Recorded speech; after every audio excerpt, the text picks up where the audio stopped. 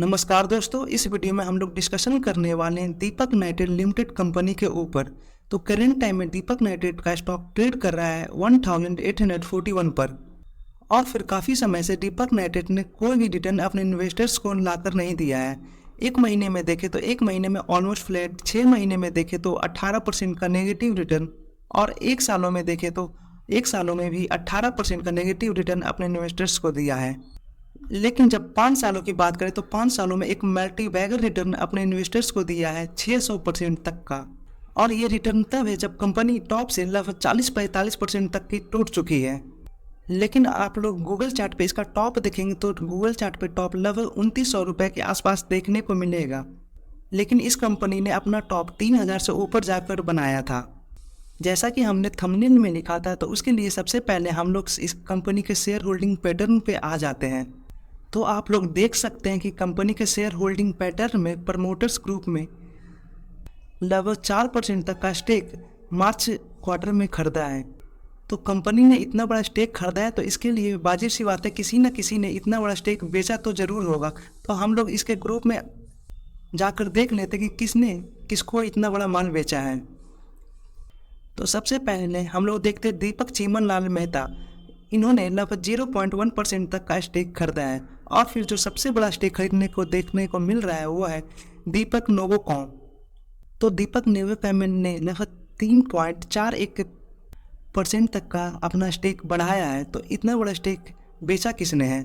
तो इतना बड़ा स्टेक बेचा गया था पब्लिक ग्रुप से। तो पब्लिक से देख लेते हैं कि पब्लिक ने किसने बेचा था। तो जैसा कि आप लोग देख सकते हैं कि DCS इन्फोटेक लिमिटेड ने 3.4% तक का स्टेक होल्ड करते थे और मार्च मंथ में इनके पास कोई भी स्टेक देखने को नहीं मिल रहा है, यानी कि DCS ने अपना स्टेक को सेल किया है।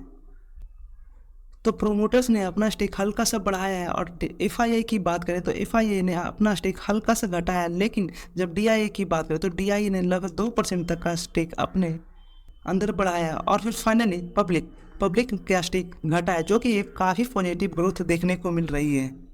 ज़्यादातर केस में देखा गया जब FII अपना स्टेक सेल करते हैं तो स्टॉक प्राइस में गिरावट देखने को मिलती है, और DIA जब अपना स्टेक सेल करते हैं तो ज़्यादा कुछ बड़ी वोलेटिलिटी देखने को नहीं मिलती है। लेकिन एक बड़ी रैली लाने के लिए किसी कंपनी में FII का इंटर होना बहुत ही ज़्यादा ज़रूरी होता है, क्योंकि किसी भी कंपनी में FII जब इंटर करते तो एक बड़ी तेज़ी आती है और जब निकलते हैं तो एक बड़ी गिरावट भी देखने को मिलती है। लेकिन इस बड़ी तेज़ी और गिरावट को संभालने के लिए DIA लगभग हर टाइम खड़ा रहता है। DIA मार्केट को गिरने से तो बचा लेता है या फिर कंपनी को गिरने से तो बचा लेता है, लेकिन एक बड़ी तेज़ी DIA के थ्रू नहीं आ पाती है। लेकिन जब बात आती है प्रोमोटर्स ने इतना बड़ा स्टेक खरीदा है तो आने वाले कुछ क्वार्टर में इसकी पॉसिबिलिटी जताई जा सकती है कि बहुत कुछ बड़ा देखने को मिल सकता है इस कंपनी में। और इसकी टाइम पीरियड की बात करें तो लगभग कितना टाइम पीरियड तक कुछ बड़ा देखने को मिल सकता है। तो मैक्स टाइम पीरियड की बात करते हैं तो मैक्स लगभग 2 सालों के अंदर कुछ बड़ा देखने को मिल सकता है। और जब सरप्लस टाइम की बात करें तो अगले क्वार्टर यानी कि इसी रिजल्ट में भी कुछ बड़ा देखने को मिल सकता है। अगर आप लोग लॉन्ग टर्म इन्वेस्टर हैं तो बिल्कुल आप लोग इस कंपनी में बनकर आगे बढ़ सकते हैं। आप लोगों की लॉन्ग टर्म जर्नी को 4 चांद लगाने के लिए कुछ डेटा मैं आप लोगों के सामने और रखता हूं। तो जैसा कि आप लोग देख सकते हैं बोरोइंग्स, तो बोरोइंग्स में लगभग 2019 में कंपनी बिल्कुल टॉप पे थी और उसके बाद बोरोइंग्स कंटिन्यूस बेसिस पे घटता जा रहा था। लगभग 1100 की बोरोइंग करेंट टाइम में घटकर 270 करोड़ तक ही रह गई है। जब कंपनी की बोरोइंग्स घटती है तो कंपनी को लोन रीपेमेंट या फिर यूँ कहें कि कंपनी EMI भी कम देती है, जिससे इसके अर्निंग्स में भी ग्रोथ देखने को मिलती है। क्योंकि जो बचे हुए लोन रीपेमेंट के जो EMI है वो पैसे कंपनी अपने ग्रोथ पर लगा सकती है और फिर उससे कंपनी का प्रॉफिट मार्जिन भी ऊपर जाते हुए देखने को मिलता है।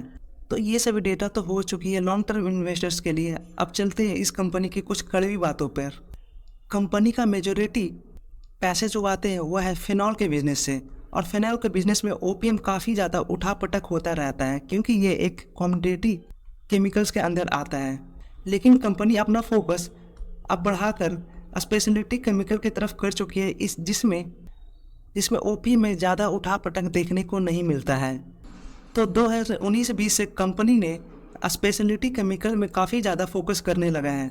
तो आप लोग देख सकते हैं कि 2019 से पहले कंपनी का ओपीएम 10-12% के आसपास ही चल रहा था और उसके बाद एक स्पाइक देखने को मिला और कंटिन्यूस बेसिस से ओपीएम बढ़ता रहा और ये जो टॉप बनाया था 29% का वो है 2021 में। और फिर कंपनी का नेट प्रॉफिट भी देखें तो नेट प्रॉफिट भी continuous basis per year on year बढ़ता ही जा रहा है।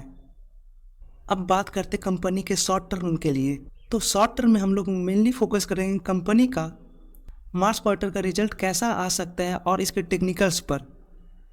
तो हम लोग दिसंबर से मार्च मंथ में जंप करने वाले, तो इसके लिए हम पास्ट रिकॉर्ड देखते हैं कि दिसंबर से मार्च मंथ का पास्ट रिकॉर्ड में कैसा रिजल्ट आया था। तो नेट प्रॉफिट में तो ग्रोथ देखने को तो मिल रही है। फिर 2020-21 में देखें तो 2020-21 में इसमें भी नेट प्रॉफिट में जंप देखने को मिल रहा है। और फिर फाइनली 2019 और 2020 का डेटा देखें तो इस क्वार्टर में भी नेट प्रॉफिट में जंप देखने को मिल रहा है। लेकिन जब कंपनी का ओपीएम देखें तो 2021 के मार्च मंथ में कंपनी का ओपीएम बिल्कुल टॉप पर चल रहा था और उसके बाद कंपनी का ओपीएम कंटिन्यूअस बेसिस पर घटता ही गया है। अगर कंपनी ने अपने ओपीएम को आने वाले क्वार्टर में यानी कि मार्च मंथ के क्वार्टर में ओपीएम को संभाल लिया तो एक बड़ी ग्रोथ देखने को मिल सकती है। और फिर क्रूड ऑयल की बात करें तो क्रूड ऑयल में भी करेंट टाइम में काफ़ी ज़्यादा नरमी देखने को मिल रही थी, तो यानी कि क्रूड ऑयल की तरफ से भी ज़्यादा प्रेशर इन सभी कंपनियों को देखने को नहीं मिलेगा।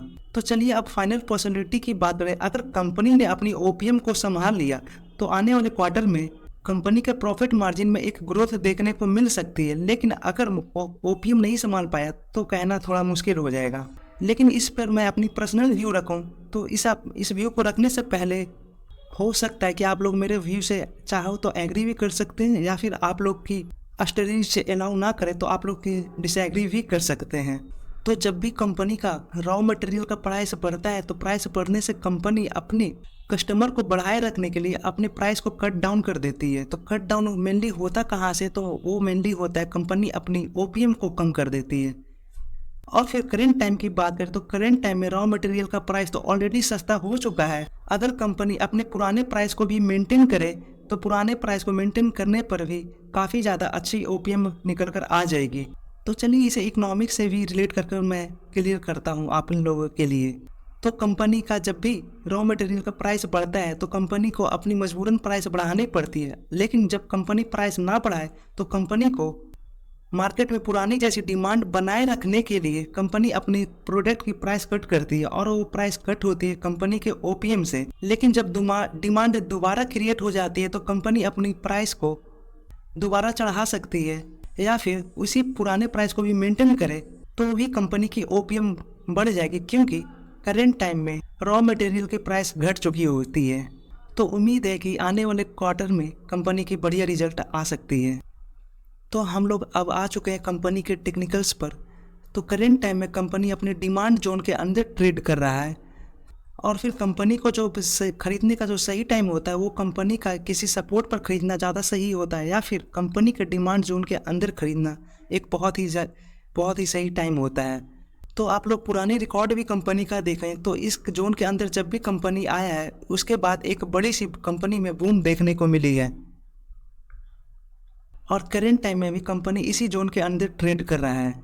अगर इस क्वार्टर में कंपनी का रिजल्ट अच्छा आता है तभी यहाँ से एक बड़ी रैली देखने को मिलेगी, वरना कंपनी और भी नीचे थोड़ी जा सकती है।